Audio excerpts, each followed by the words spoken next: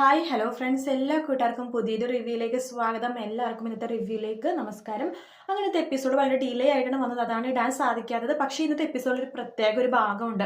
വേറൊന്നുമല്ല, കാർത്തിക പോകുമ്പോൾ പ്രകാശം പറയുന്നുണ്ട് ഞാനും കൂടി മോളുടെ കൂടെ വരാം, അമ്മേനെ വീഡിയോ കോൾ ചെയ്യുമ്പോൾ എനിക്കും കാണാമെന്ന് പറയുമ്പോൾ കാർത്തിക പറയുന്നുണ്ട് വേണ്ട, അച്ഛൻ കല്യാണത്തിന് മാത്രം എൻ്റെ അമ്മേനെ കണ്ടാൽ മതി, അതുവരെ അമ്മേനെ കാണണ്ട എന്ന് പറഞ്ഞിട്ടാണ് കാർത്തിക അവിടെ നിന്ന് പോകുന്നത്. കാർത്തിക പോയി കഴിയുമ്പോഴേക്കും വിക്രം പറയുന്നുണ്ട് പ്രകാശിനോട്, എന്നാലും ഇത് കുറച്ച് കൂടുതലാണ് അച്ഛൻ, കാർത്തിക ചേച്ചി അമ്മേനെ അച്ഛനെ കാണിക്കത്തേ ഇല്ലെന്ന് പറഞ്ഞാൽ ഈ രീതി അത്ര നല്ലതല്ല. എടാ മോനെ, നീ വിഷമി എന്നാണ്, ടെൻഷൻ ആവല്ലേ, നീ വെറുതെ സംശയിക്കല്ലേ, അവളുടെ അമ്മ അവർക്ക് ആ ഒരു ആഗ്രഹം ഉണ്ടായിരിക്കും കല്യാണത്തിനെ കണ്ടാൽ മതി എന്ന്, അതുകൊണ്ടിട്ടായിരിക്കും നീ അതിന് തെറ്റിദ്ധരിക്കൊന്നും വേണമെന്ന് പറയാണ്. പക്ഷെ വിക്രത്തിനൊരു സംശയം പോലെ ഒരു ചെറിയ ഉള്ളിൽ വരുന്നുണ്ട്, അതായത് ഇന്നത്തെ എപ്പിസോഡിൽ കാണിക്കുന്നുണ്ട്. അങ്ങനെ മിക്കവാറും വിക്രം തന്നെയായിരിക്കും ഈ സത്യം കണ്ടുപിടിക്കണം കേട്ടോ. അതായത് കാർത്തികയുടെ അമ്മ ആരാണെന്ന് വിക്രത്തിന് അറിയാൻ ഭയങ്കര ആഗ്രഹമുണ്ട്. അതുകൊണ്ട് തന്നെ വിക്രം കാർത്തികയുടെ പിന്നാലെ പോവാൻ വേണ്ടി തുടങ്ങുവാണ്. കാർത്തിക അമ്മേനെ ഫോൺ ചെയ്യുമ്പോഴും വീഡിയോ കോൾ ചെയ്യുമ്പോഴൊക്കെ എങ്ങനെയെങ്കിലൊക്കെ ഇങ്ങനത്തെ ഒരു സ്ത്രീ ഉണ്ടോ, അതോ കാർത്തിക പറ്റിക്കുവാണോ? കാരണം ഇവിടെ അനുഭവത്തിൽ ഒരുപാട് പേര് ഇവരെ പറ്റിച്ചിട്ടുണ്ടല്ലോ, ശരണ്യ, സ്വാതി, അങ്ങനെ കുറെ പേര് പറ്റിച്ചത് കൊണ്ട് തന്നെ ഇതും ഒരു പറ്റിക്കലാണെന്ന് അറിയാൻ വേണ്ടിയിട്ട് വിക്രം കാർത്തികയുടെ പിന്നാലെ കൂടുവാണ്.